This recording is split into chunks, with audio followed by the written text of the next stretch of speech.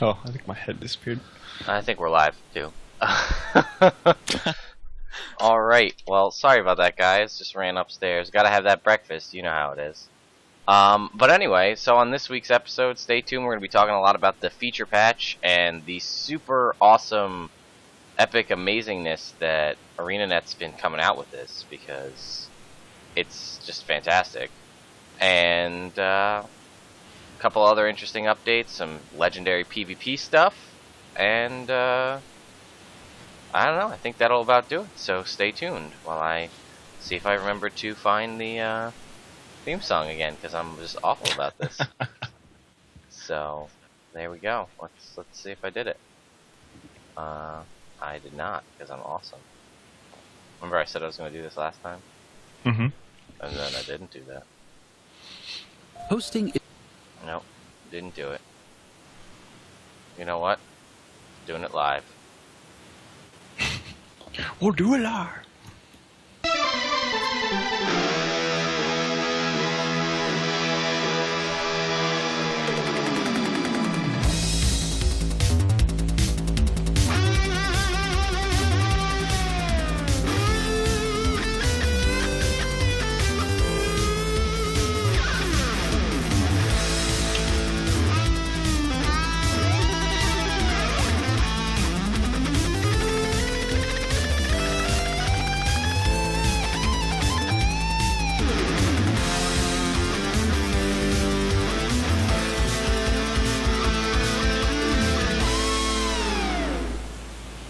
Alright, well, that wasn't exactly the normal intro, but Super Adventure Box commercial outro music works for intro as well. So, hello everyone, and welcome to episode number 88 of the Chronicles of Tyria podcast, Guild Wars 2 podcast for fans, by fans.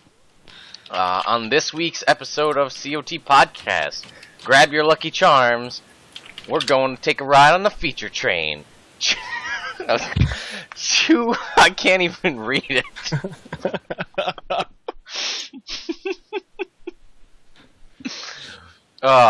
It's supposed to be chew, flip, and chew, but I can't do it in a Bromms way. Because Chew, flip, and chew.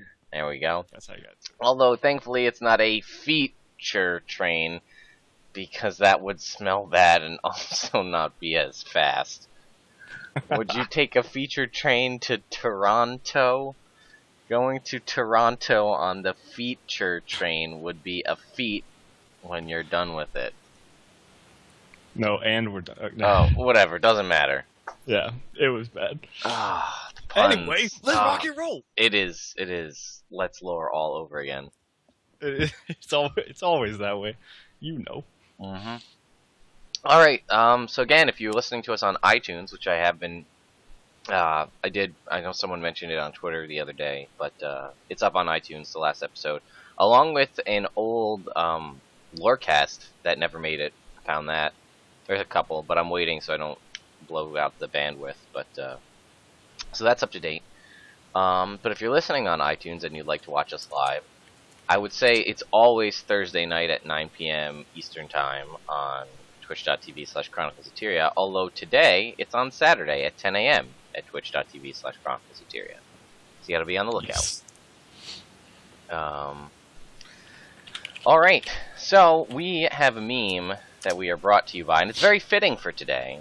And it's brought to you by one of our very own, and let me see if I can find the right screen. Nope, that's not it. There it is! Alright. This is brought to us by Son, and obviously with the Festival right around the corner, which is actually getting set up as we speak, I believe. The Festival put out a... Oh man, now I'm not on silent on Skype, but that's taken care of now. And they put out the typical Ned Stark meme that says, "Brace yourself, Festival is coming," and Son said, "Did you mean this?" And I shared this with the Festival people, and it like blew up. It's on.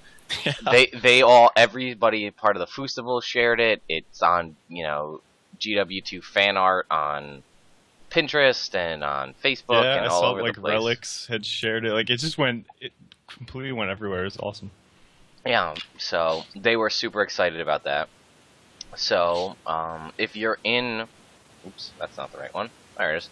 Sorry. If you're in Europe and you want to be a part of it, I believe it's actually going on right now. So you may want to jump on and try to find out, because they are doing some. There's obviously in-person meetups when they're setting up the computers for that right now, but there also are meetups online as well. So check that out. They're going to be giving away prizes and things. I wrote a whole article about it not that long ago. But you can go to boostival.com and then you can pick the country. This year, I believe it's Russia, France, Germany, and Romania are the 3 ones that are really hosting it. So check that out. But yeah, Bromms, did you have any shout-outs this week? No, I really don't. I was busy doing other stuff all week, so yeah, I got nothing. Sorry. Alright, yeah, I guess it's not really a shout-out, but our comic contest closed, the Design a Character contest, of which Bromms did not submit a character. I didn't. You seriously have no idea, like, how shitty this week was. But, yeah. But we plan on having the winners decided by about middle of next week. So we're going through the entries now. So be on the lookout for that, and you will be notified if you are a winner. Sweet. So this week is just been jam-packed full of news. Yeah, holy cow. Not only did we get the epilogue to the living story, with a couple little updates and things popping up in Lion's Arch and the like, new gem store things and whatnot. We also got a ton of news via data mining and all sorts of stuff. So, number one, I think I'm going to put this link in the chat. This is stuff from the cutting room floor. It's things that never made it into the game, but it's actually voice recorded things. Like, this is SoundCloud that has, like, Logan Thackeray consoling Lady Casimir. Like, this is no joke. Huh. Let me paste this. Here it is.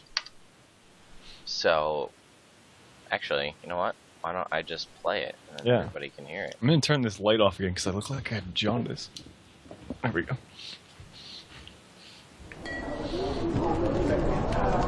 Lady Casimir, you have my heartfelt sympathies. Thank you. I know how you feel. When I lost my brother... Thank you. What are you doing here? Go home, little girl. I'm here to offer my condolences. Didn't you hear me? Get out! Easy, Bram. She's just a cub. A lying, raven-dropping of a cub. Be respectful, Bram. Me? What about her? If it weren't for her, I'd have been here. Maybe I could have... No. Believe me, I was here. And you couldn't have done anything to stop Scarlet. At least Scarlet's dead now. Yes. She'll never hurt anyone ever again. Why are you mad at me? I'm not. I'm mad at myself because I should have been here when Scarlet showed up. One time, I was so busy with an experiment that I forgot to feed my pet rat for a whole week. It died. And you know how I feel. Definitely. I love that rat. Now that Scarlet's dead, what are you going to do? I don't know. I think it's time to think about Mordremov. Our friend there is convinced it's a threat. Like Zaitan? Maybe worse. What do you know about Mordremov? I know it's connected to the jungle. It'll be a serious threat to everyone now that it's awake, and its corruption will spread. All the more reason to put it down. Have you thought about what's going to happen with Delacroix investigations? I'm no detective, Rox. Besides, I don't want to be tied to Divinity's Reach anymore. I want to adventure with you and Bram and the others. We'll be a good team. Are you really out of Ritlock's warband? I am. But it's my decision. When I had to choose between protecting Bram and killing Scarlet for the warband, I didn't hesitate. You're a good friend, Rox. We'll be your warband now. People can call us the Orphan Warband. We're like Destiny's Edge. We could be Destiny's orphans. There's something poetic about that. We've all lost people we loved, you know. You don't have to hide your pain from us. I know. You lost your warband. Bram lost his father. Even Timey's an orphan. None of us are strangers to loss. We're here for you. I'm sad for you.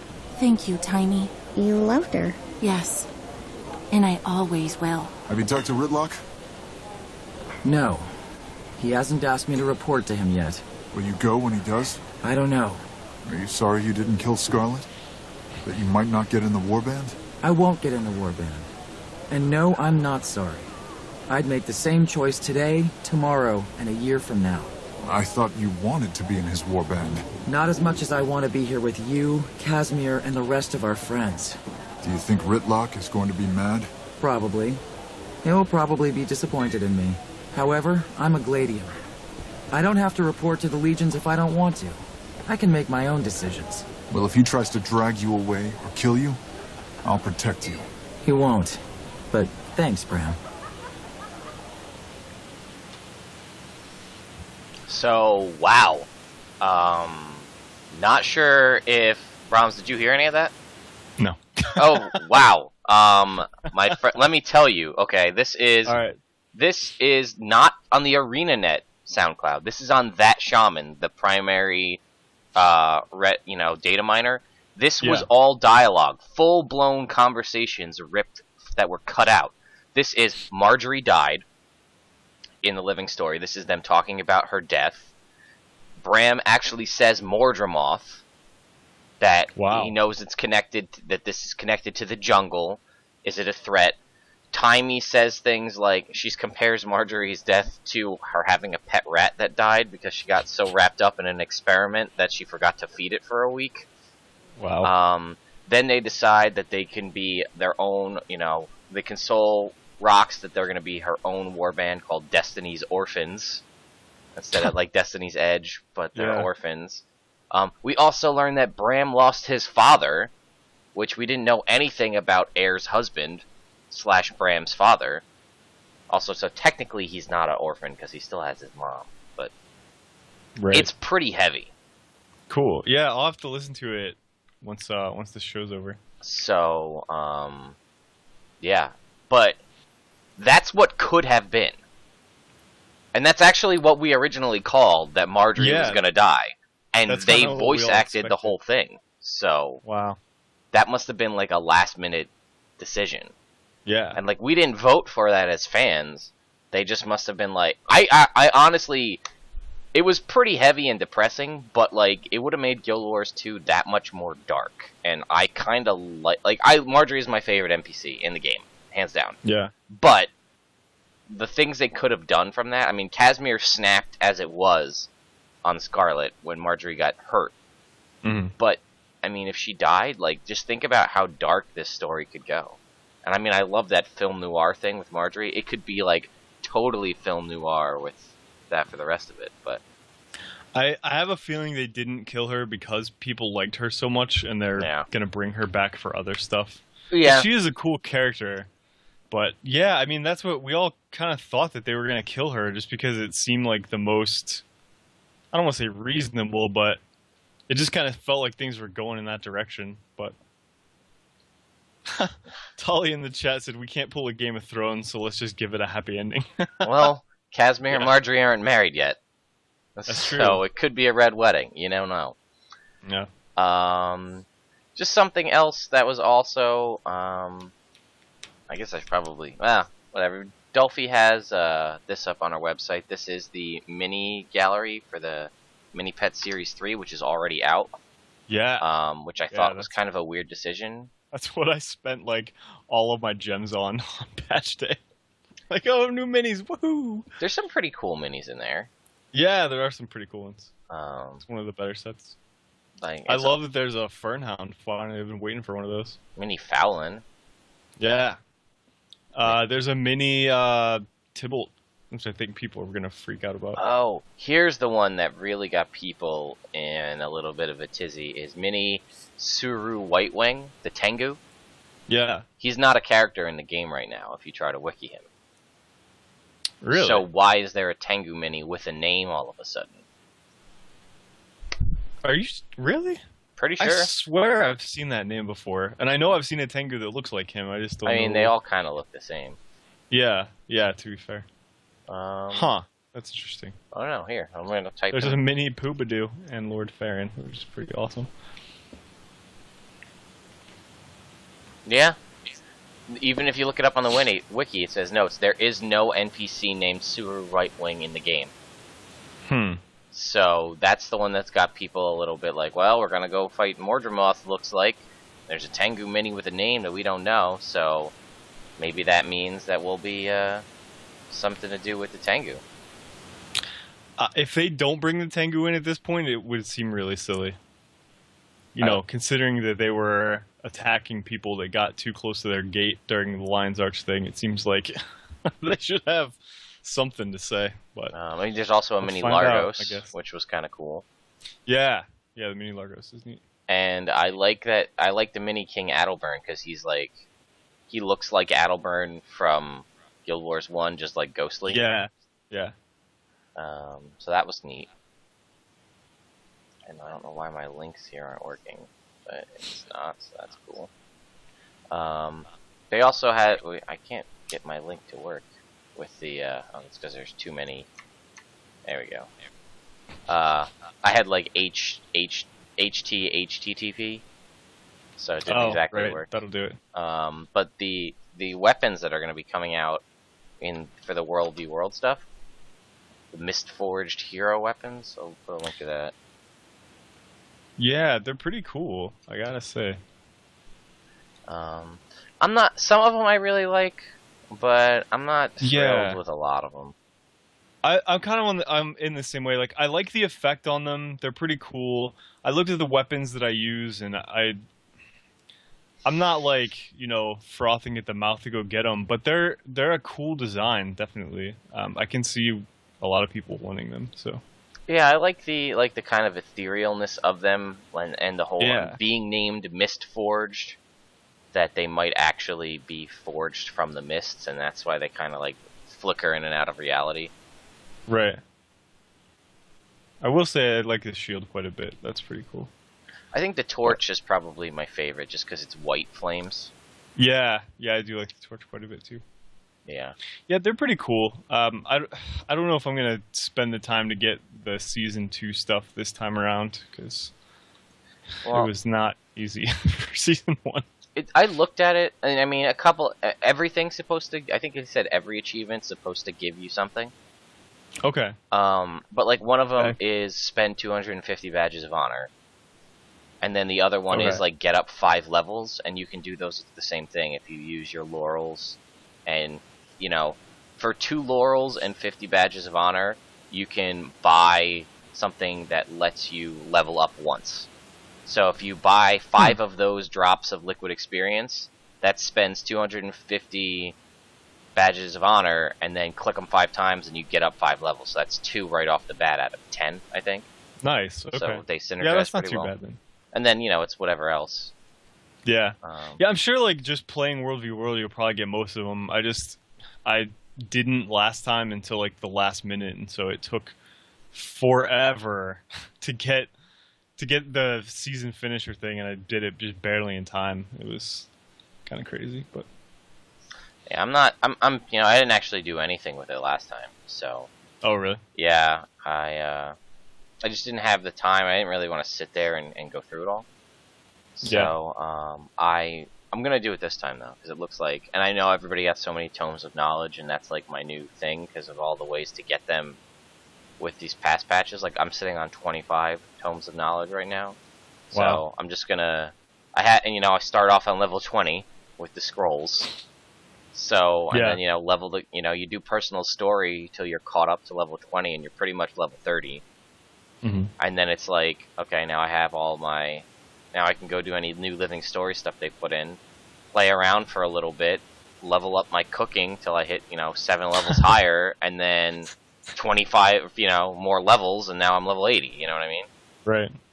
Well, Tully and Jal are saying in the chat that the season 2 achievements are going to be easier than season 1. Yeah. There's less objectives per. Okay, that's good. I think the first time around it was it was really grindy. Yeah, you can actually, like Jal said, you can check. They're in game right now. Okay. You can mouse over them and view them.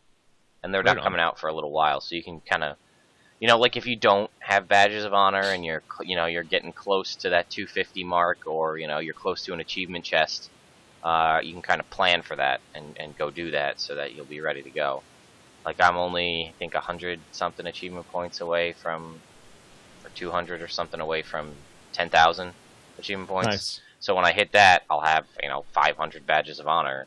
So then I'll Right. just make sure I save them and wait, and make sure I have 10 laurels, and I'll be good to go. All right, so let's move on. You put in the stuff, and I'll let you talk about it, just because I didn't watch the Ready Up stream, but I saw a little bit about it. Yeah, I didn't get a chance to watch it either, but I had read about it a little bit. Okay. Yeah, on Ready Up, they first of all they talked about all the new traits and all that stuff, but that would take way too long to talk about. So I wanted to talk about some of the PvP stuff that was really exciting, particularly the Tournament of Legends, which is really cool. I think it starts for North America. I think it starts May 3rd. And basically, the winner of this tournament gets a choice of a legendary weapon, 2,000 gems, and 2 Black Lion weapon tickets, which is huge. And that's all of those together. Yeah. Winner. And it's every player on the team. It's a 5-person team. Right, yeah, sorry, I should have said that. Yeah, 5-people teams. It's a best-of-3 single elimination tournament, and the finals are going to be a best-of-5. Apparently, signups are open to everybody. It says that only 16 teams per region will make it into the tournament. But, yeah, it's basically just going to be, you know, the standard PvP stuff.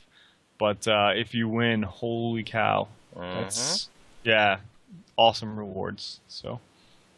Yeah, there are good rewards as the further you go down that list as well. Because it's, you know, you get the legendary weapon is obviously the penultimate, or the ultimate, I should say, not penultimate. But yeah, the penultimate, meaning the second place one, you get a gift of mastery or fortune, a choice of a precursor, 800 gems, and Black Lion weapon ticket. And then third and fourth is gift of mastery or fortune, Black Lion weapon ticket, and then 5th through 8th place get a gift of might or magic and Black Lion weapon ticket. And really, I mean, that's a good way to just cut out having to save up all those tier 6 mats and stuff like that. So if you can do it and get in to be one of the teams that wins, because there's a European bracket and a North American bracket, and if you can get in, I highly recommend it if you can get a decent enough team. Definitely. But yeah, so that's pretty awesome, and it's coming up pretty soon. Beginning of May for North America, end of April for Europe. So, yes, Tully says there are professional PV teams out there, but I mean, there's some, but depends on, you know, I know some of them are European, some of them are North American. But I mean, honestly, I'd be happy with 5th through 8th place. Yeah. Gift of might or magic and a Black Lion weapon ticket. You know what I mean? Definitely. So, all right. You also put something in here about the new PvP map. They talked about this in the Ready Up, I think, too, right? Yeah, this was actually really, really cool. They're adding a new map for PvP that is no capture points at all. So it's a different mode than what we've seen before. It's just team deathmatch. And the way that the map is set up is that they kept it small, so you're not running all over the map trying to find people. There's going to be a lot of terrain that you can use for like line of sight. They said it's going to be a broken down temple map theme with a lot of vibrant colors and flowers.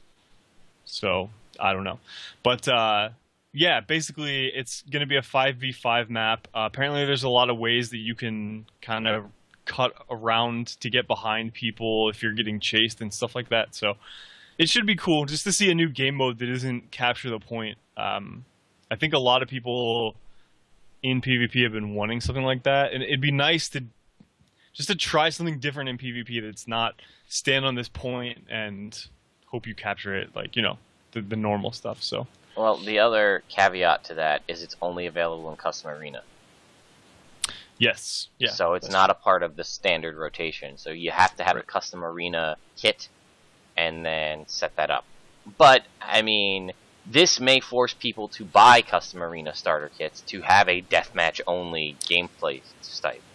Yeah, and I have a feeling if it gets popular, which I expect it will, they'll probably add it in as, like, maybe they're going to set up something where you select what mode you want to go into, or I don't know. I just feel like that's going to be really popular, so they're probably going to incorporate it later on, but I guess we'll see. Yeah. So, alright, what else we got? Alright, I think it's time for something, but... I think it is time for something. I think it's Dataminer time. Yeah! Really need to get the insert back for this hard hat so that it sits properly on my head. Alright, so, as you saw before, we had some interesting cutting room floor stuff from that shaman. So there's even more that he data mined. So, here you go, folks. We have the new, a new backpack skin coming out, the Warrior Quaggin backpack skin, which you can actually preview in the PvP locker currently. So that's awesome. It's the Quaggin with like kind of the armor head, and they have one of like the Quaggin style daggers. So there's also the Frost Wasp logging tool. I don't know if a Frost Wasp is actually a type of enemy in the game currently. I don't think it is. I don't think so either, but maybe. I mean, maybe it's chilling with that Tengu. Yeah, Suru. It's his logging tool. Yeah. Here's the biggest thing that's going to cause a lot of people to go crazy, and if I hadn't told Bromms about it before, that might have been a spit take right there. But wardrobe and transmutation. Your favorite look, your favorite stats, build your combination. And then, as it says, single use gives you transmutation charges, which can be spent in the wardrobe to change appearance.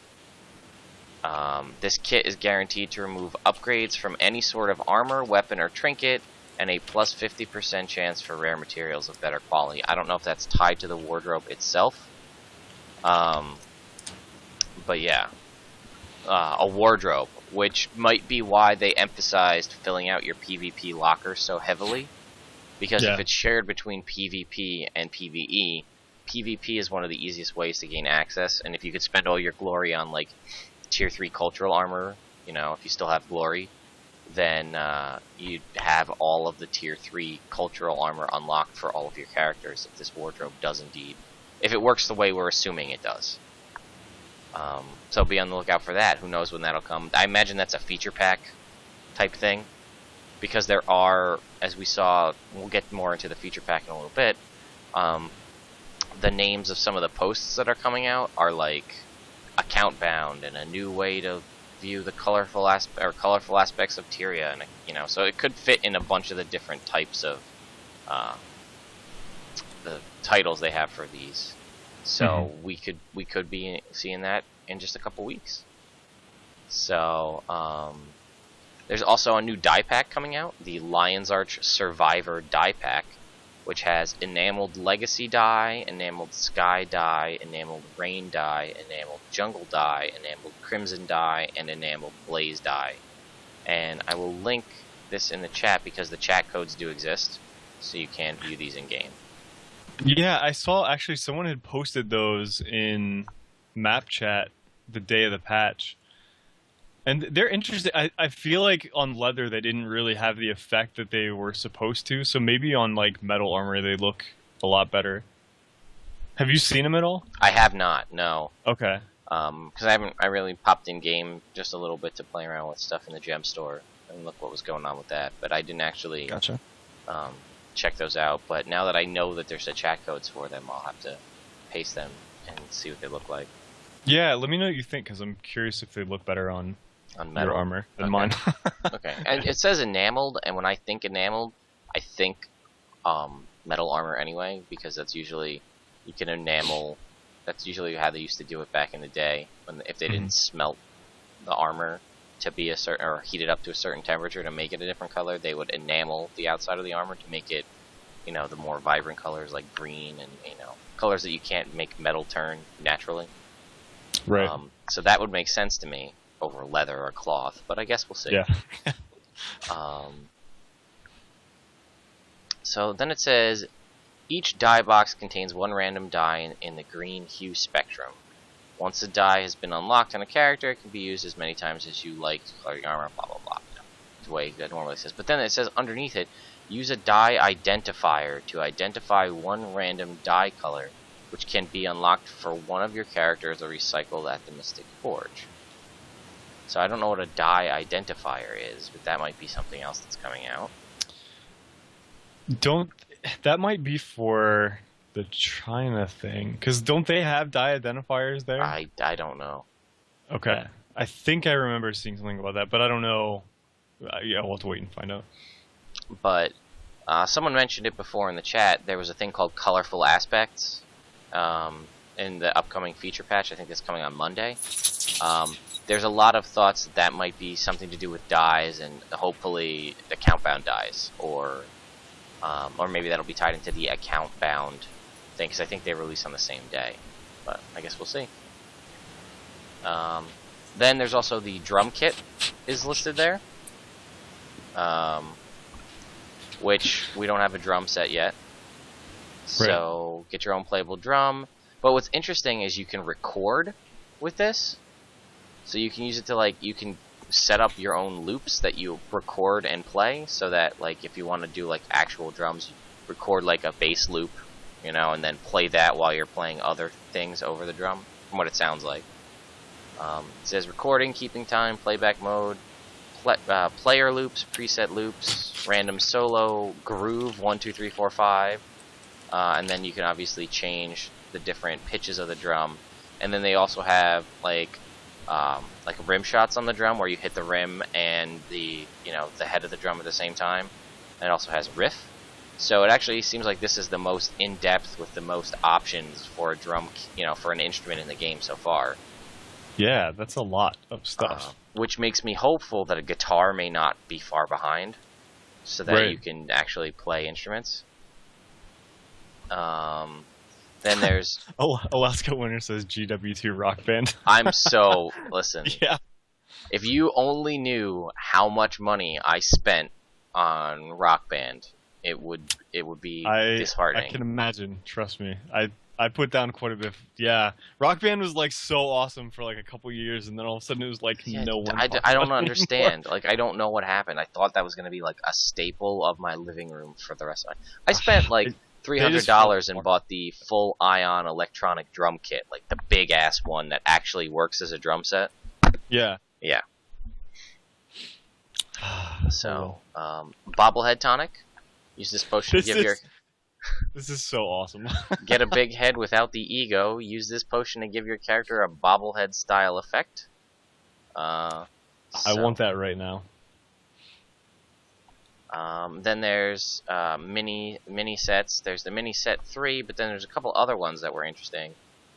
This egg contains one random mini. Minis are tiny models, blah blah blah. Spring is here. Get your own baby miniatures. Mini Arctidus cub, mini polar bear cub, mini jaguar cub, mini orange kitten, mini piglet. Piggy. Available for a limited time this spring. They did that last spring, I think, too, didn't they? Or it was sometime last year was that the bear cub, it was the hippo calf, and white kitten, and lion cub. Oh, and the Moa chick. Yeah. And then there's a 3-pack of avian miniatures: mini snow owl, mini hawk, mini raven. Oh yeah, that's good. New permanent finishers: permanent panda finisher, permanent mocking minstrel finisher. Summon the minstrel to bring a soothing end to your opponents with this finishing move. Oh, that's great. Summon a fake treasure chest to crush your opponent. A minstrel will then appear from the chest and play for the deceased. Summon a shadowy assassin.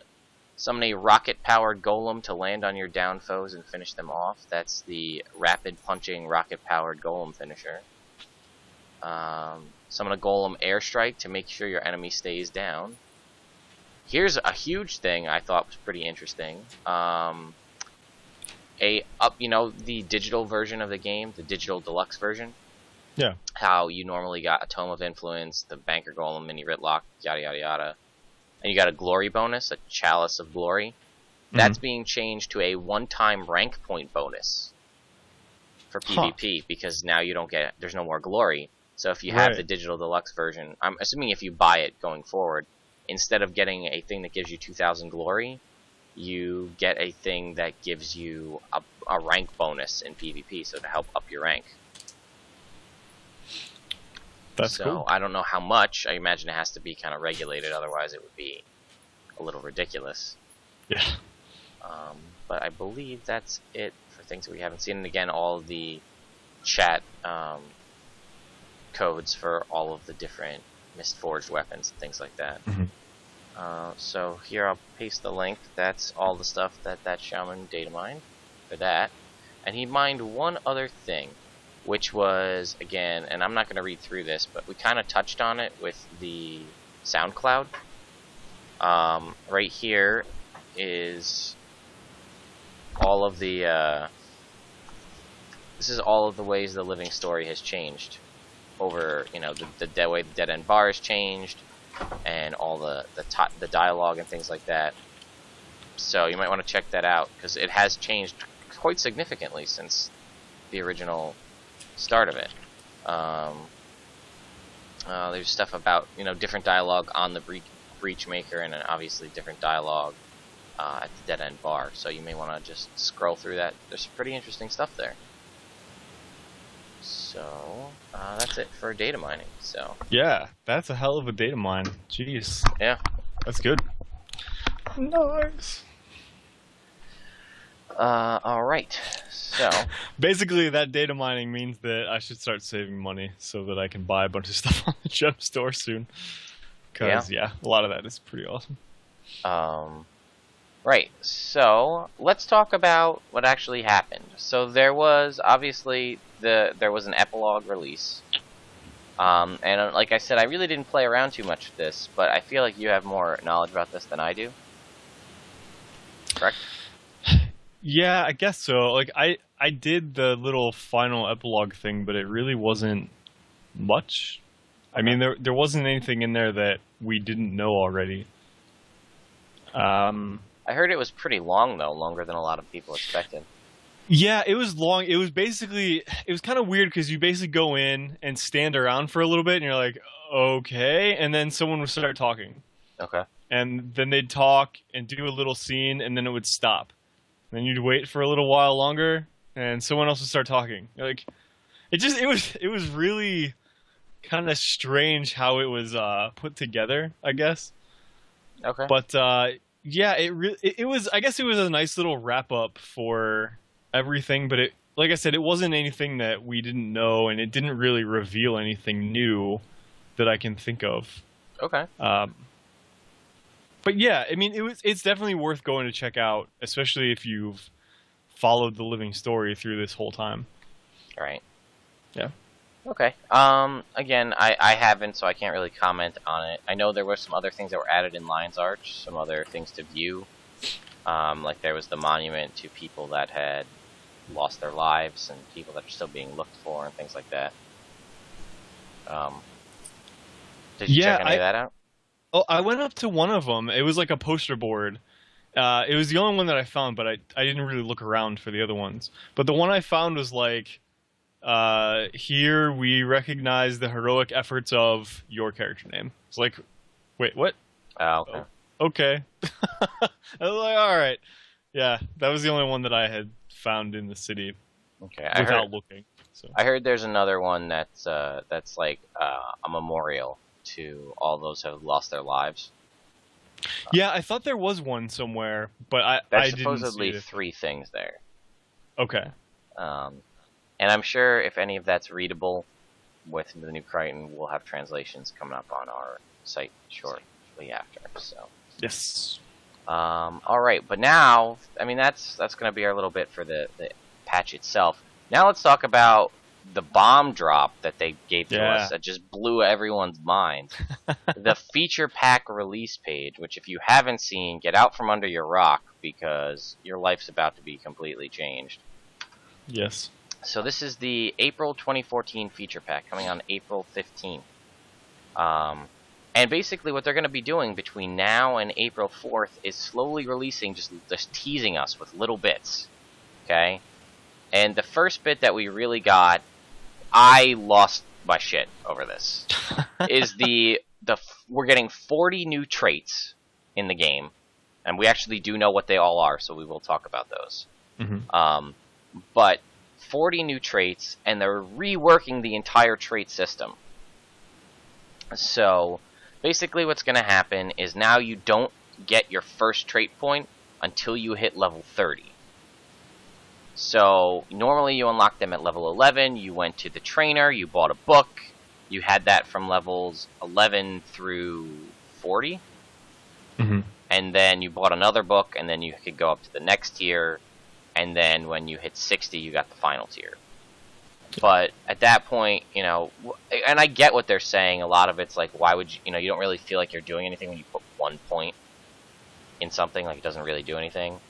And I guess apparently people were stupid and would have like 11 trait points in one line and 14 in another. Yeah, that was it. I guess I just don't understand that, and maybe I don't know. I really don't want to be condescending by saying this, but it's just strange to me that would even happen. Like, unless you really wanted it to, for whatever reason. I thought it was pretty clear the way they had it, that it kind of goes in stages of 5s. But I don't know. I mean, well, that's changing, so we don't have to worry about that anymore. Yeah. But so it's reworked. So basically, you're only gonna have like 14 points, so that you can only like put it in integrals of 5. And now you're also going to be able to alter your traits at any point, anywhere, as long as you're not in combat. Yes, that's which awesome. Makes me wonder what's going to happen with all those instant trait resets that were in the gem store. Well, it also, hopefully, down the road, will lead to build saves and loads like they had in Guild Wars 1. Because there's no reason now that we shouldn't be able to load and save builds. Especially with the advent of legendary weapons and the potential for legendary armor in the future. You could literally you'd need one set of armor, one weapon, and you could change your build on the fly. Right. Which makes changing to more damage for a certain boss in a dungeon or what have you, a certain fractal, more DPS, more, you know, go on to fight a world boss and you take off critical damage because it doesn't work, fighting Twaddle or what have you. That'd be a really good idea. Yeah. So the other thing I like that they added is that you can subtract points now instead of, like, if you made a mistake when you were putting your points in, you had to reset the whole thing over again. But now you can just subtract them out. Just such a nice quality of life thing. Yeah. So I personally, and there's a lot more very interesting things that I'm super excited about, but you don't start getting trait points till you hit level 30, and your last point comes when you hit level 80, which makes hitting level 80 something. You know what I mean? Yeah. Because when you hit level 60, you were already 30 points deep in one trait line. You know what I mean? And you could be 30 points deep in 2 trait lines before you hit 80, and you're just waiting to tick off those last 9 points. You know what I mean? And it's like, hitting level 80 is not that epic when all you're waiting for is your 10-point trait. You know what I mean? or you know, it's assuming you're doing 30, 30, 10. But you know what I mean? Yeah. And I feel like it does make, you know, hitting level 30, now you have levels 1 through 30 are to unlock your skills, you know, and all your skill slots. And then from your levels 30 beyond are unlocking your traits, which adds, like, more, I'm going to say, like, I don't want to say it doesn't add longevity to the game, but it makes leveling up in that 30 to, you know, where the personal story kind of starts to fall off, where people don't like it because you're going to start hitting the packed stuff. Well, at least you might have a reason to do it because you're going to be getting that experience and you want to hit level, you want to hit level 80. Yeah. But yes, this system is only for characters created post-patch. But I feel like, especially if there is potential for an expansion coming out and new races, this is going to make playing a new race from level 1, like, it's going to be fantastic. It's going to be a whole new thing. I am going to make a new character after April 15th to play it this new way, just to see. Because I think it'll be fun. Yeah, just to at least test it out and see what it's like. So let's keep going through what else they have. So eventually you start off gaining 1 trait point every 6 levels until level 66, when you start earning 2 trait points at a time. So that's how that works. And this way, since you'll be putting it in blocks of 5, you'll get 50 points in the associated stat that you get. So then it also makes it look like you're getting something. You know what I mean? Yeah. And again, like we said, the refunding traits, and there's a minus button and things like that. And this, my friends, is the most exciting thing of most of Guild Wars 2 at this point, is trait quests. Okay? So, all major traits will be locked on characters created after the feature pack. All existing characters created before the pack will have access to previously existing traits, which we'll get what that means in a little bit. Major traits will now be unlocked via trait guides, a new in-game item. Double-clicking on a trait guide will unlock its associated trait. You can find trait guides by completing specific content in the world, like story dungeons, which gives you a region to do that if you don't want to, if you never did in the first place. Mini dungeons, which are always fun. Dub v dub, personal stories, specific bosses, and discovering certain points across the map. As excited as we are to let players earn traits with feats of bravery and cunning, we know not everyone is the exploring or adventurous type, which is why we've included the option for you to buy trait guides from profession trainers. I don't know if I agree with that. I get people would bitch, without a doubt. Yeah. Especially definitely. people that have played the game would bitch. New players probably won't care. But you get them from the profession trainers. You can buy the traits. But what's cool is, as you're unlocking them, you can go back and be like, oh, do I really want that trait? Oh, maybe I'll try this, because I can go buy it. You know what I mean? But you have to buy them one at a time, and I think they said it will cost gold and skill points, I think. Yeah, I hope that they make them actually kind of expensive. I like the idea of going out to find them, and if they made it so that, like, if they're too cheap, then there's no reason to go out and find them. Like, if they're like 50 silver, you're like, all right, cool, I'll just do that. But yeah, hopefully they're like, 10 gold or something, maybe even more than that. Well, the other thing of it is that when you go, you can't, because you're going to be unlocking traits much slower now, because it's every 6 levels you get a point. It's gonna, like, you're gonna have to go back and be like, oh, okay, I just got my, I just hit level 60, now I have master tier, now let me go see if I want to buy something. So, plus, I mean, you have 5 trait lines, and the first trait, which you unlock at, the line at level 30, you're gonna have, what is that, 5 per each trait? I think, or 6 per each trait when you, like, for the adept tier. So you'd have to buy all of those. So that's a decent chunk of money anyway, especially if you're a new character starting at level 30 and it is a minimal amount. But even still. And then this is one of the things that I really like. They said this new system for acquiring traits in the game brings back an aspect from the original Guild Wars that we really liked, which was exploring the world map as a major component of character progression. Yes. Acquiring traits will be a horizontal progression system, which will give us new ways to add new traits to the game and promote interesting content. And they actually show you in this little image they have kind of some of the stuff, and it says, for like Rangers read the wind trait, defeat the risen high wizard and secure the promenade of the gods. Alternatively, you can visit the profession trainer in a major city to purchase this trait. And it tells you the map and what it's nearby to, and there's actually the little like telescope that'll zoom into like where it is on the map. But what they also said is they will be adding 1 new Grandmaster tier, because as we know right now there's 2 Grandmaster tier traits for each trait line, so 10 per player, or per profession rather. They're going to be unlocking 1 new one in each trait line, so you have 3 to choose from. Now, you obviously have access to 2 of those if you have a character already. To get the new ones, you'll either have to go buy them, there goes my dog, or do these trait quests. So I'm gonna go do the quests because I think that's really cool, and it does bring back the aspect of skill capping from Guild Wars 1, which I was a big fan of. Yeah. But and then further along in this, they also start to mention some of the traits in this blog post.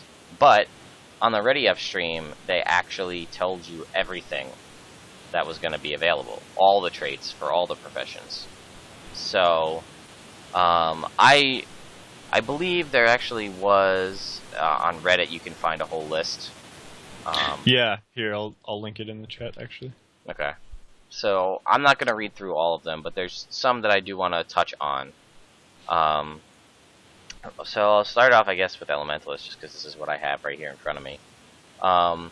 There's the one that they mentioned, Aquatic Benevolence, where your healing to other allies is increased by 25%, which is really seems like it's trying to push that support Ellie heal thing. Yeah. So I don't know. What do you think about that? I like it. I mean, I don't play Ellie's all that much. I do have one at 80, and I don't know. I think there needs to be more support in the game anyway, so I'm totally fine with that. Mm-hmm. Yeah.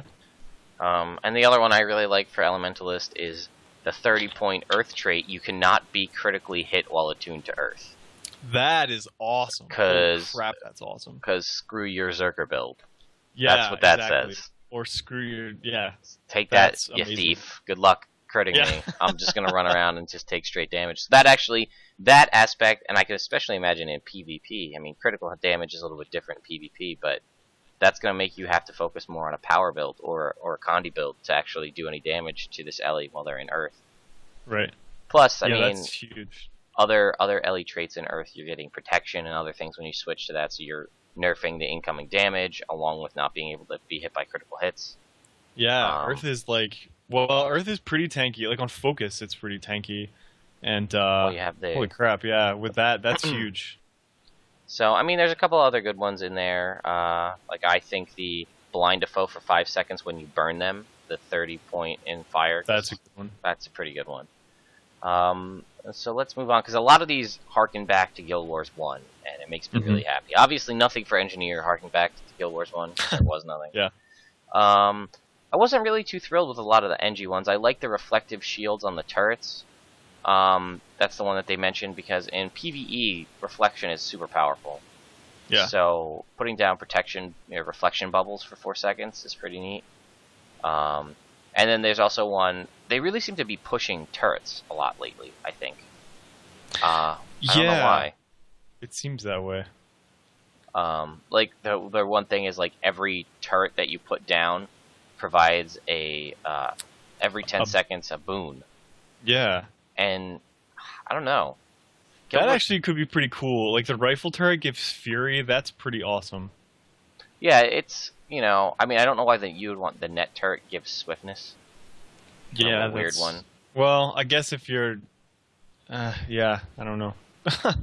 But, I don't know, I'm not really too... I could see maybe more viable turret builds happening, but...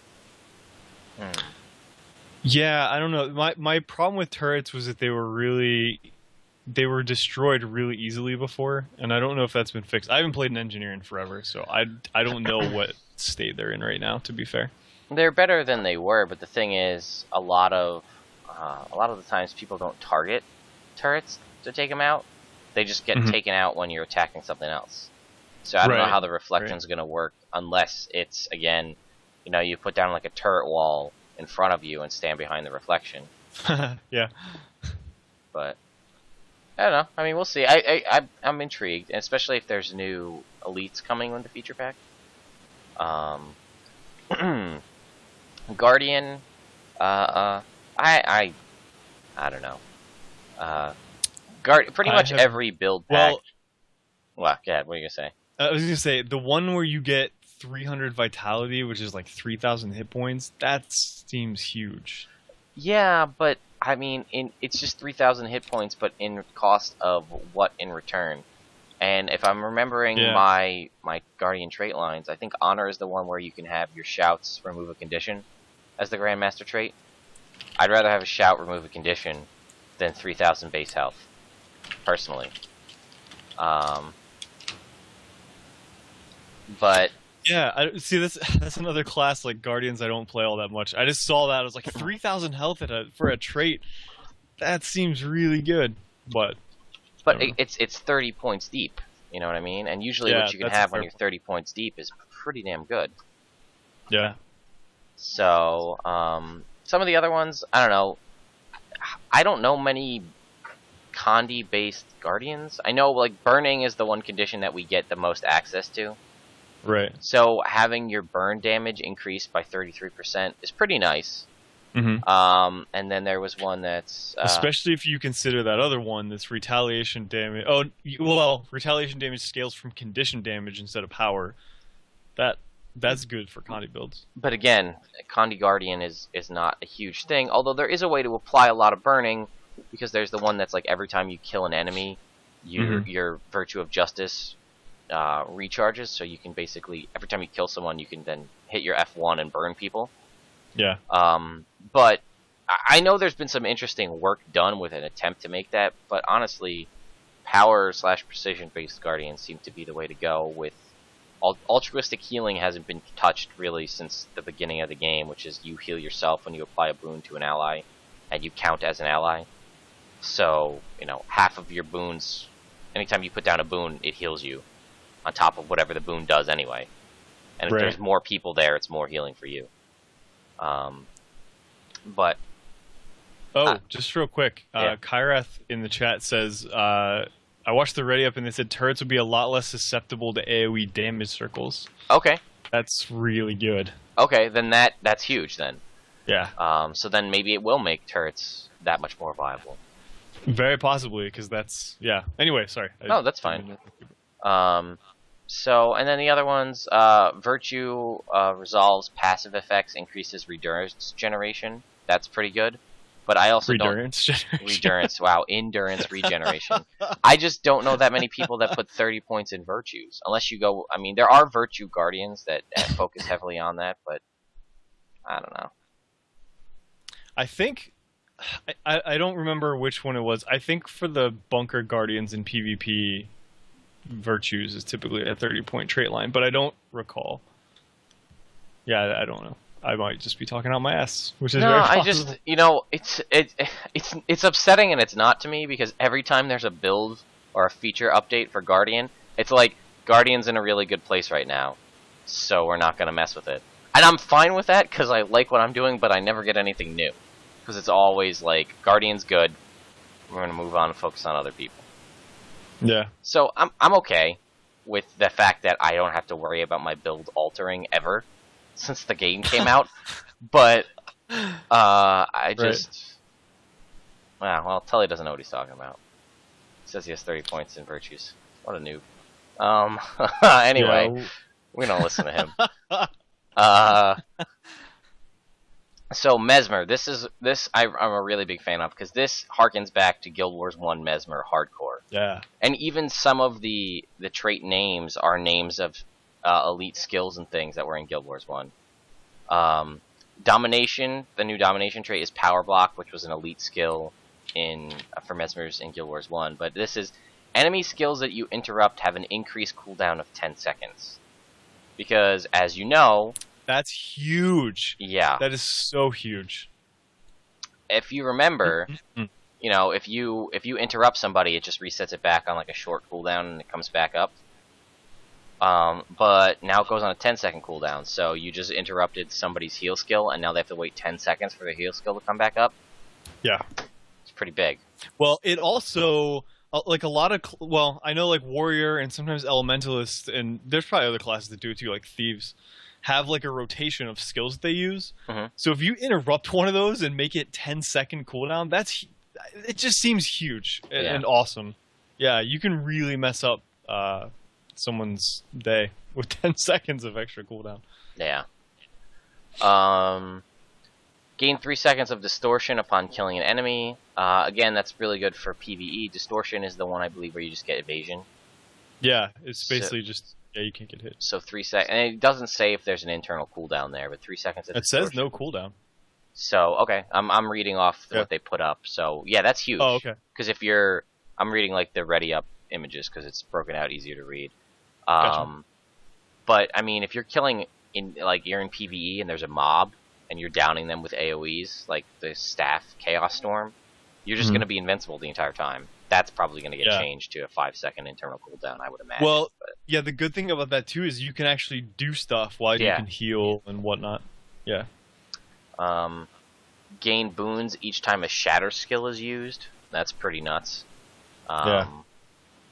Gain 1,000 healing power for 5 seconds upon interrupting a foe. I don't know how that'll work. That's an interesting one. But enemies hit by shatter skills are inflicted with torment. What? I shatter my illusions, and now you have torment on top of the base damage that I just did to you, and then like there's everything else. Shatter skills apply bleed. The only thing that's tricky is that's in the same line as the shatter effect is also on you.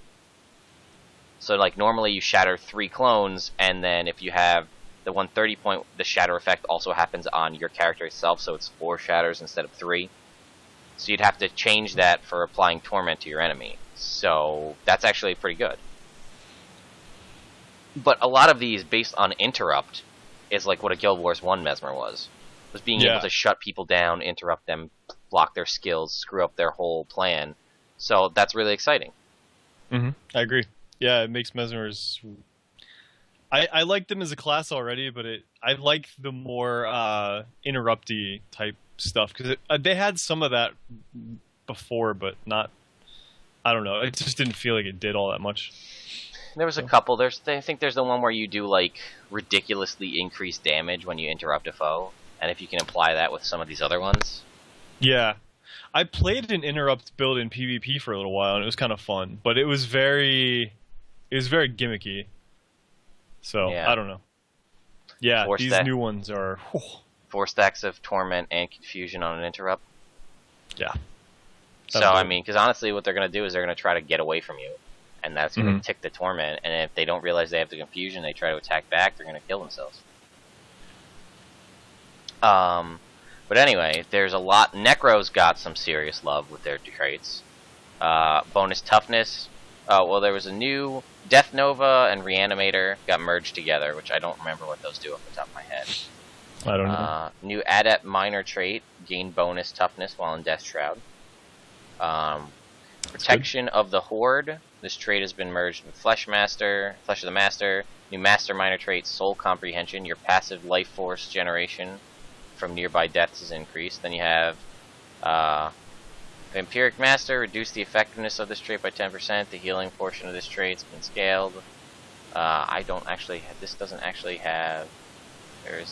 Oh, here we go. Here's the Grandmaster traits. Percentage of your condition damage heals you.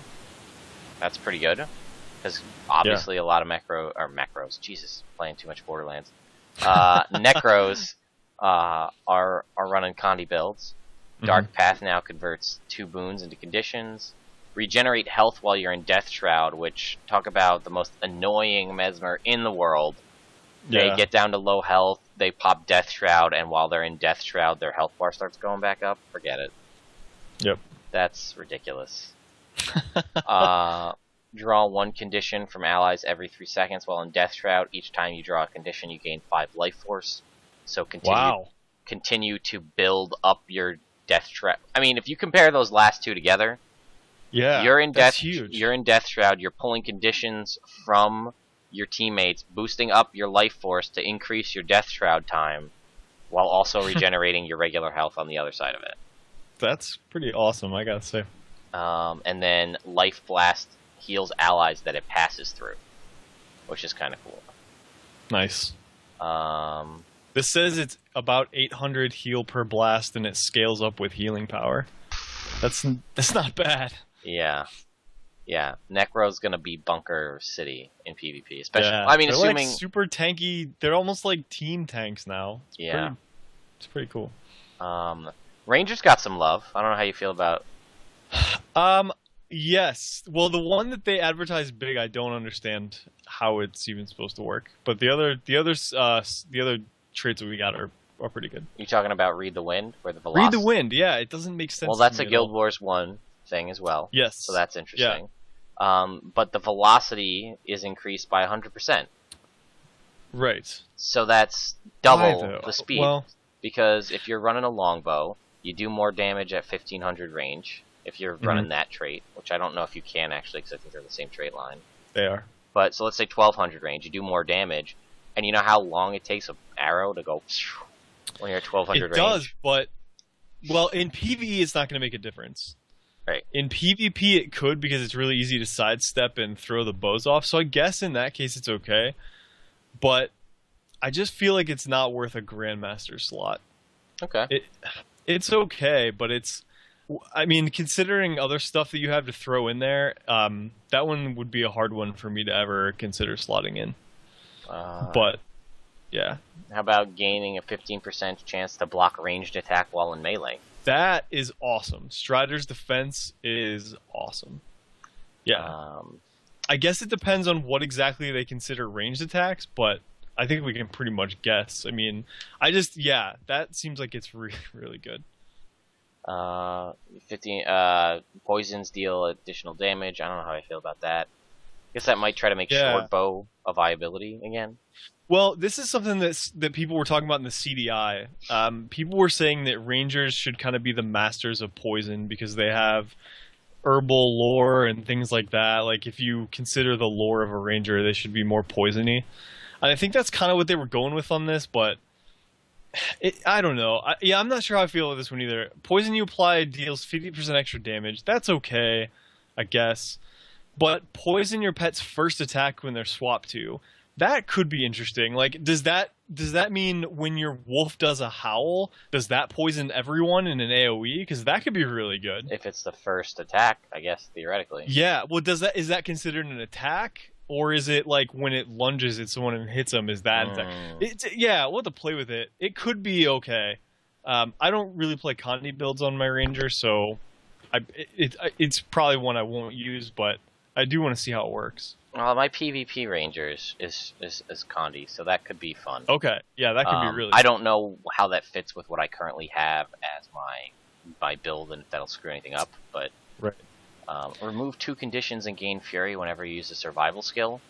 That is awesome. That's pretty good. That's immediate, no condition to start it, condition removal. Because the condition removal we have right now is on a signet that relies on your pet being close to you and alive, which are 2 things it rarely is. Yeah. So, yeah, being able to just remove conditions at will, and gain Fury, that's amazing. And I think they also said that some of the trait-based ones, like I think Sharpening Stone is a survival skill, and there's a trait that's like when you hit below X health, use Sharpening Stone. Like that will count as a survival skill that will proc this. Nice. So, and then the last one, your pet heals in an area when executing command abilities, which would be its F2 ability, and now it's supposed to actually work. See, there's a Reddit thread about the Ranger traits that I was reading through this morning, and a lot of people were saying that this one sucked. I like it a lot, but I tend to play a more I like playing healing builds, and I like having healing abilities on my Ranger. That's why I run with a Fernhound all the time, because it has that awesome heal shout, which that trait just makes even better. Yeah, so I was gonna say it's rough that it's at the end of the Beast Mastery line, but depending on how much the heal is, that could be a really good one. I don't think it's as bad as people are thinking, but I don't know. We'll have to wait and see. Yeah, I mean, that gives you regeneration, that gives you an area heal, and it will do. I mean, it gives you an area heal. It removes it adds regeneration, and then it's also going to get another area heal. But think about this on like a Barebow Ranger that removes conditions. Now it removes condition and heals. Right, or on your Wolf, you fear everyone away and heal yourself. That's true. Yeah, especially if you're downed. I don't know how that'll work in downstate, but that could be huge. That could be the difference between getting stomped and getting up in PvP. Yeah. And like people are talking about in chat, they're improving the AI for pets and making it so that when you activate their ability, they stop what they're doing and they do it right away, which they desperately needed to do, so that they don't interrupt themselves now. Which, Yeah, Fernhounds were notorious for like you'd hit the heel and they would just interrupt themselves and keep running, and they wouldn't do the heal at all. So, anyway, yeah, I'm excited about the Ranger stuff. The Read the Wind one, not so much, but the other ones, All right. yeah. Thief, I think, got some good ones and some that you think you could just leave behind. Gain 200 extra power when you are revealed based on your level. If it's saying 200, like if it scales upward, or if 200 is the max, then that's crap.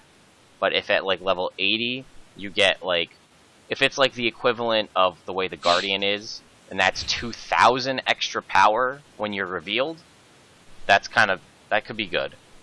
Yeah. This next one though, you are healed for a percentage of critical strike damage dealt. Current rate is 5%. 5% healing for the amount of damage that you do with a critical hit as a thief. Like, insta heal. Especially if you have Signet of Malice where you heal when you attack. I think that could be pretty good. Yeah, that seems like a really good trait.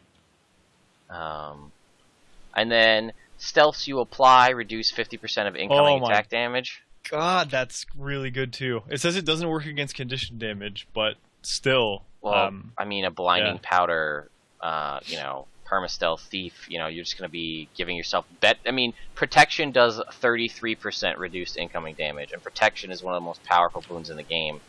This is going to give you 50%, and especially if you Shadow Refuge, you can do this to a team. You know what I mean? Or something like that. Stealth you apply 50% reduces damage by that. That's nuts, especially in World versus World where you can just stealth run people through and they take less damage. And then gain 1 second of stability when you are revealed. I guess I didn't think that was good, but now that I think about like a perma-stealth build, you're revealed and now you have 1 second of stability, which could theoretically allow you to go back into stealth because you can't get knocked down and interrupt your stealth. Yeah, this the thing on Reddit that I'm reading says this is a high skill cap trait as you need to use it when you see a stun daze coming and attack first to reveal yourself and gain the stability. So that's interesting. Yeah, I don't know about that one. I probably wouldn't use it as a thief, but I don't play thieves. So. And the last one, I see a lot of interesting synergy. Stealing applies 5 stacks of confusion for 5 seconds. That's especially really if you pair that with Mug, which heals when you steal. I know Mug kind of got played down a little bit over the amount of time that's been going on, but steal from somebody, heal, and then apply 5 stacks of confusion. It's pretty good. Yeah. I mean, PvE it's kind of irrelevant because it's PvE, but in in PvP that could be huge. You're getting low on health, you use Mug, you steal, and if you compare that with the healing with critical damage, and say you've got critical strikes, you've got Mug, now you're healing, and you're applying conditions, you're doing pretty good. And last but not least, Warrior.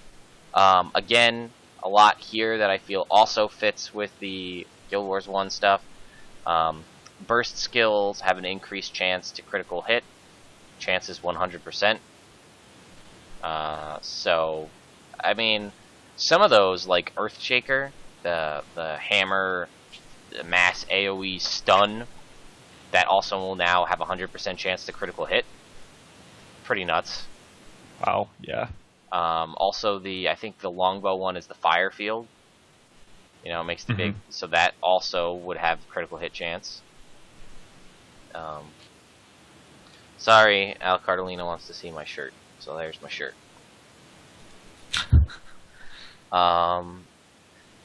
And this is the big one. Your attack speed is increased by 10% when wielding a sword, axe, or mace in your offhand. That's crazy. That's Guild Wars 1 style right there. Increased attack speed. Now my question is it increased attack speed for all weapons or just the offhand weapons? Because you could make some pretty badass combinations depending on what if you run like sword mace, something like that, and everything has increased attack speed. Thimbles, opponent's cutie mark is a Triforce. Gain toughness when you break out of stun. The amount of toughness gained is up to 1,000 based on your level. I'm I'm not sure how useful that is, but I don't play warrior enough in like a world v world PvP scenario to know. But breaking out of a stun and having 1,000 toughness, I guess that's good. Yeah, I mean, it's good. I think it's good for like world v world, especially if you get stunned. Having that extra toughness can be a huge thing. I don't know. It seems good. 1,000 is a lot of toughness. Yeah, Tully says increasing auto attack on the Axe 1 skill, that would hit pretty hard. I mean, a lot of those, the auto attacks and the things that, you know, I mean, I don't know about Mace increasing like your blocking and stuff like that. I don't know how that would work. You know, the 2 skills a block, and the 3 skills is a stun, I think, or a daze on the Mace. So I don't know. Could be interesting. When you grant yourself might, granted to nearby allies as well. 6 seconds of might is granted for each time this trait triggers. That seems huge, because don't warriors give themselves might like every day of the week? Like, well, I think I'm a warrior and I'm up, so I have might now. Yeah, and I mean, like a lot of the signets will also give might, and I believe the Warhorn also gives might. I think. Yeah. And then this one could be nuts for PvP. Remove blindness when you swap weapons. I still stand by. I feel like warriors should have had a 3rd weapon swap. Like that should have been like their thing. Oh God.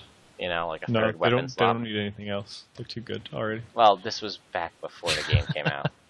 That's what true. I thought. And then we didn't get too much more. We got more information about the critical damage changes, but I feel like we've talked about that before. Things are going from critical damage to ferocity, so it's like a regular stat that gives you critical damage.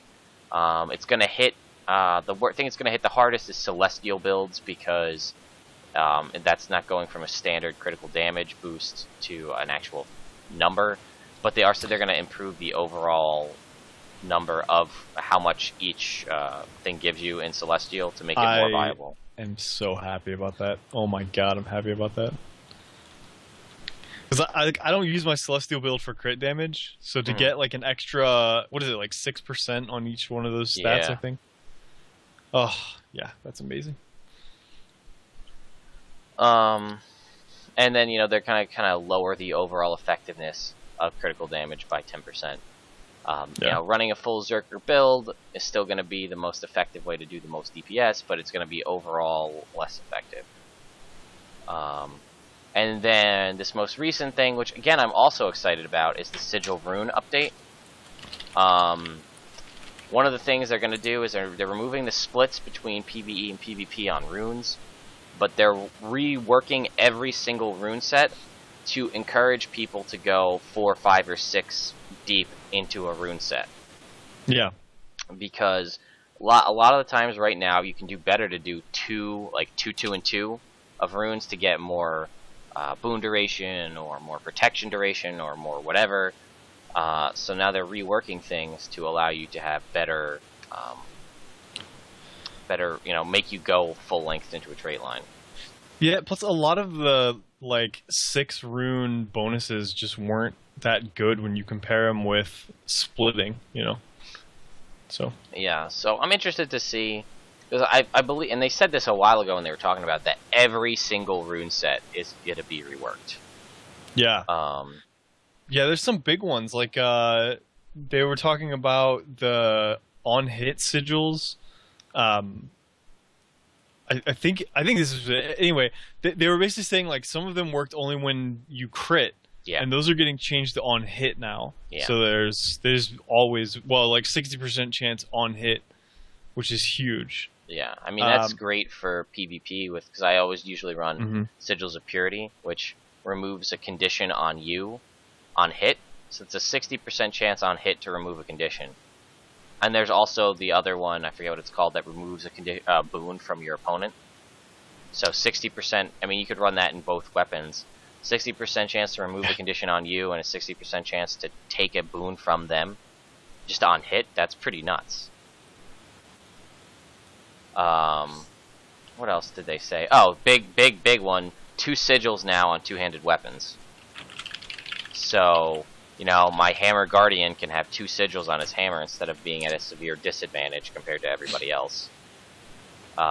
But now Mesmers will also have, you know, the ability to have 2 sigils on their great swords and on their staff, which can really add a lot to the PvP side of it as well. So that's overall. They tweaked all like the hidden rules, like you were saying now, on how the different runes and sigils work. Sigils will now all have their own individual cooldowns rather than having the same one, or sharing the whatever the most recent cooldown was, which is huge. Because I never knew about any of that till I saw the one Ready Up stream a while back. Did you know about that? No. Where it's like, you know, one has a cooldown of 5 seconds, the other one has a cooldown of 10 seconds, and then like when you use one, it then resets the cooldown for the other one. Yeah, well, you know, I've heard that there were these hidden cooldowns, but I never knew exactly what they were. So yeah, it's nice for them just to be more transparent with this stuff because they need to be. Yeah, so they're tweaking things. They got a little bit smart about this. The things that grant you like life or whatever when you get 25 stacks of something. You can't, if you remove that sigil, then it goes away. I think it said. Let's see. The new bonus. Some sigils have received a more extensive update. An example of this is Signal of Conjuring, which functions the same way as Signal of Sanctuary. Instead of granting invulnerability at 25 stacks, it grants quickness for 5 seconds when you reach the 25th stack. I think they said that basically if you unequip those, you won't still have that. So you can't like use that to get the swiftness and then swap out and then have another thing. But now you'll be able to run things like Sigil of Fire and Sigil of Air at the same time. The cooldowns will be separate, which is nice. And I think that was pretty much it for that. They, you know, like I said, they talked about the different runes, the 6th bonus per set. For example, the 6th rune bonus on Rune of Nightmare provides a 5% chance to cause fear when hit. That 5% chance is hardly reliable in PvP and World v World, so we needed updating. We've drastically increased the proc rates on all bonus. The 6 rune proc for superior rune sets will have a 50% likelihood, making the bonus much more reliable and interesting in all kinds of combat. And they show the rune of the Eagle, plus 6% damage against targets with less than 50% health. It's pretty good. Trying to think, what else did they talk about in here? The way runes are set up in PvP is different now. If you equip one rune, it equips all 6 now, one rune, rather than doing one at a time. Which I don't know if that allows no customizability or not. I'm not sure.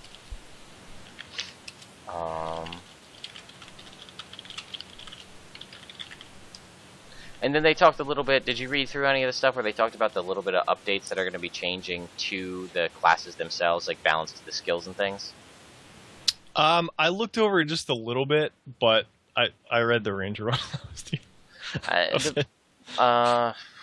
Frozen Burst on Ellie is now a blast finisher, and the Burning Speed, the dagger where you shoot forward, that has another evasion on it now.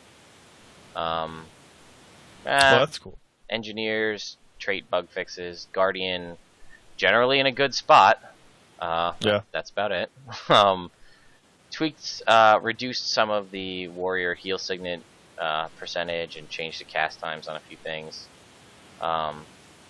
Doomfire is being unified in PvP and PvE for Necros. Death line, Magic Line has been reworked and restructured so that minions are no longer a required element for that trait line, which is good. Like you said, the Ranger, the big one for Ranger is pets will now actually interrupt whatever they're doing to go do their commanded skill. Yeah, to go do what you tell them to do. Reduction of choking gas, and Mesmer clones and Phantasms receive some updates, a couple of bug fixes. Yeah, so that's basically it at this point for what we have. On Monday, I believe it's Monday, or Tuesday actually, we won't get anything on Monday. Tuesday we're going to have a new way to explore the looks of Guild Wars 2 and a colorful outlook. I don't know what you feel, but my thoughts are a new way to explore the looks of Guild Wars 2 is first-person mode, possibly. I think so, yeah. I hope so. We need it. And colorful outlook, I'm hoping, is account-bound dies. Yes. Yeah, it should probably be something about dies, but yeah, I hope so. Well, there's also, on the 27th, there's something about account-bound in general, so Yeah. that could have something to do with that too, but yeah. 27 is removing restrictions and account-bound. So those are very broad. That could be removing, die restrictions. That could be removing restrictions in PvE and PvP for your armor, for wardrobe. Could be account-bound dies. Could be account-bound legendaries. Could be, who knows. And then they have something in there for looking for group. My assumption is maybe it'll finally come out of beta. Who knows? A solid foundation. I don't know what to expect for that. If that means, maybe that means going forward. I don't know. And then facilitating friendly play, which has 3 parts of it. Yeah, that is surprising, actually. I'm really interested to see what they come up with there, since it's 3 parts. Yeah, I know a lot of people were thinking, I heard people talking maybe it has something to do with dueling. I don't know. Huh. I don't know why that would be called friendly play, but... Yeah, no, I think it'll be more to do with grouping mechanics. And like you said, with the looking for group thing. I don't know, though. 3 parts, that's a lot to dedicate to that, so... Well, Symbols Edge says Foundation equals Guild Hall. Well, that would be nice. Aha! That would be awesome. But I guess we'll have to see. There's a lot of speculation in what's going on with all this stuff. So, I'm not really sure what to expect. But the fun part is you can take it a lot of different ways. But what's crazy is 90% of that will be out next week. By the end of next week, we'll know the majority of this, except for facilitating friendly play. Yeah. Well, Alicardolina brings up a good point. She says maybe they'll make the looking for group where you can't kick out the person who made it from the party. That would be nice. It would also be nice if they made it so that whoever started the dungeon, if they leave, it doesn't kick everyone else out, because that has happened so many times and it sucks. Yeah, more times. So maybe than they're fixing that finally. Yeah. Oh, hey, maybe looking for group means they're expanding party size. Yeah, I doubt it, but I doubt it. That would change the whole. Of course, I mean, some of this other stuff they're doing is changing the whole game, so that's true. We can't really put it past them at this point, but. All right. Well, I think that pretty much is the end of it. Yeah, so much stuff. Holy cow. Yeah. And hopefully next week. Is it next week? Hold on. Let me look at the calendar real quick. Yeah, hopefully next week. No, I'm sorry. The week after, on Thursday. Super Adventure Box. We'll be talking about Super Adventure Box. Yeah. I hope so. I guess we'll see. I so hope so. All right. Well, guys. That's it for this episode, for the 88th episode of the Chronicles of Tyria podcast. I'm Lagwin. I'm Bromms. And we will see you next time. Kind of want to play Rock Band really bad now. We talked a little bit about it, Yeah. I got my guitars are over there. I'm pointing like you can actually see what I'm doing. But that you can't, because... I'll see it in 20 seconds, yeah. I did just do a no